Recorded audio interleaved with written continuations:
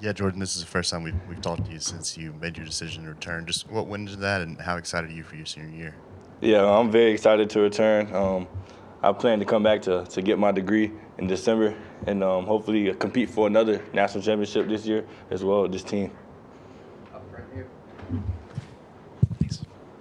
Hey, Jordan, I want to ask you about Kool-Aid and what you've seen from him last year development-wise and this spring, just how far he's come along.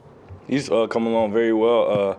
Right now, he's learning the playbook. He's getting more comfortable, more and more comfortable with the players, with the scheme, and he's teaching all the other players. He's being able to teach other players, other corners, how to play the position. So I love the progress from him as well.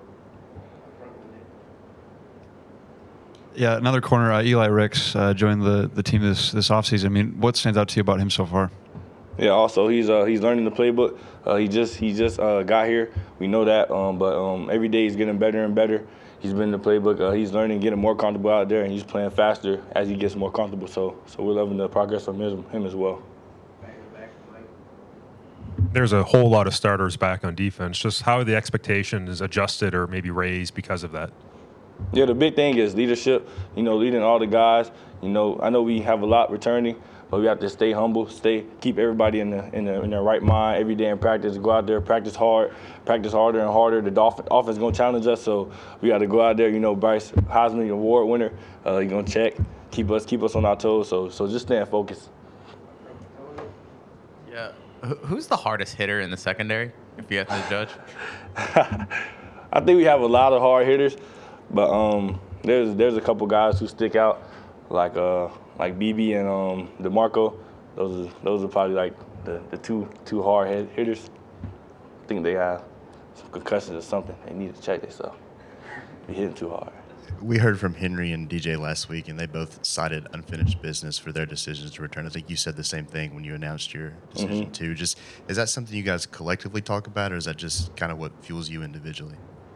I feel like that's something that fuels us individually. That's just something that comes with the Bama standard. Coming to Bama, that's what's instilled in you. You want to win, and if you don't win, you're still hungry, and you're hungry for more. So I think that's the main thing of the decision to come back for us individually. Steven, go ahead. Jordan, just having Jalen Moody back in that linebacker room, what does he bring in that locker room to you guys? He brings a whole bunch of energy, motivation. Moody gets better and better each year. He's been waiting his time, and his time has finally come. And Moody's doing a great job. Yeah, so since we have Javion here, just how much energy does he bring, and then how much have you seen him kind of develop as a leader too throughout his, I guess, 2 years here? Yeah, Javion brings a lot of energy. I think he learned from the guys like E. Probably watching at Leatherwood. That's who he reminds me of, pretty much, Leatherwood. He's playing that role very well. He's coming in, he's stepping in as a leader to the O-line, and he knows we need leadership on the O-line, and he's stepping into that role pretty well. You mentioned getting your degree and competing for a national championship. For you as an individual on the field, what are things maybe you're looking to work on this offseason going into your senior year? Yeah, in this offseason, just focusing on leadership. That's the main thing for me. Getting better in coverage. Sometimes I get a little lazy in my coverage, so just locking in every play, making sure I'm on my P's and Q's every play, and locked in on the receiver, locked in on the defense, getting the corners to call, getting the call from the linebackers, and making sure everybody on the same page. All right, thanks, Jordan.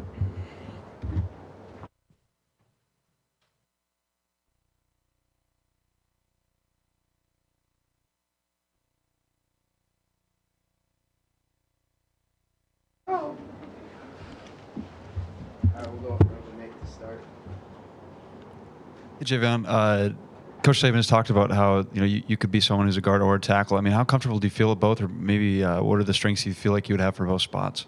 I'm comfortable at both positions, but I'm willing to play whatever coach sees me as.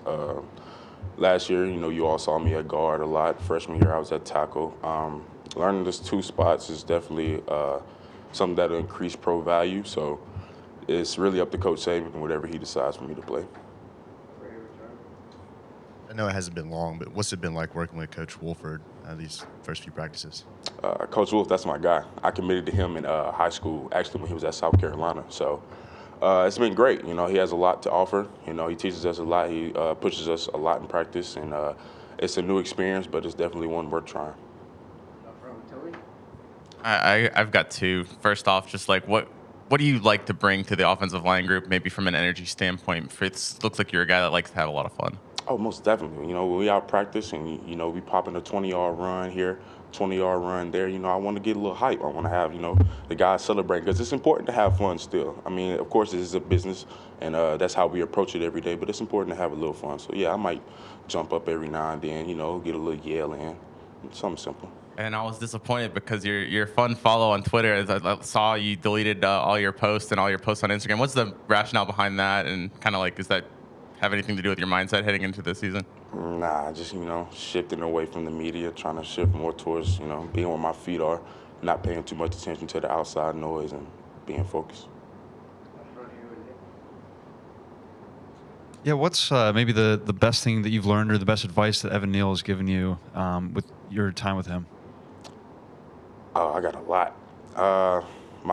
The best advice he's given me probably be where your feet are. You know, so often as young athletes right now, we get so focused on the future, or we're so focused on the past. Like, say I mess up a play, you want to think about that play, or you worried about getting down the road and going to the natty. He taught me, you know, stay where your feet are. You know, take it one day at a time and be focused on where you're at right now. Obviously, still early in the spring, but a lot of spots up for grabs on the line as a whole. Who are some of the guys you've seen start to step up already? In my opinion, honestly, the entire group as a collective whole.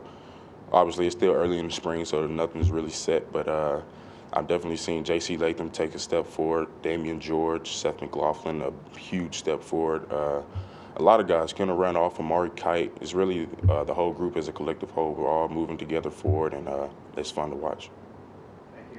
You just mentioned one of them, but J.C. Latham being a younger player who's kind of started to play a little bit more. Just what have you seen out of him the last year and plus now?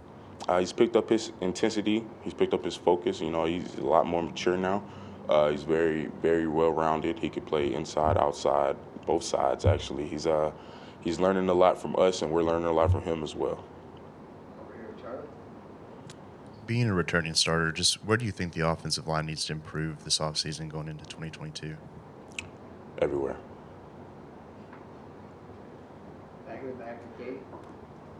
You know, you talk about there's not really spots set on the line yet, but how important is the spring and maybe this first scrimmage coming up for guys in their development on the line to kind of figure out where people fit in and where the pieces kind of fit? It's very important because it allows a lot of the young guys to get that kind of game atmosphere type feeling. You know, you and Brian Denny, you're grinding through the heat and everything. So it's very important.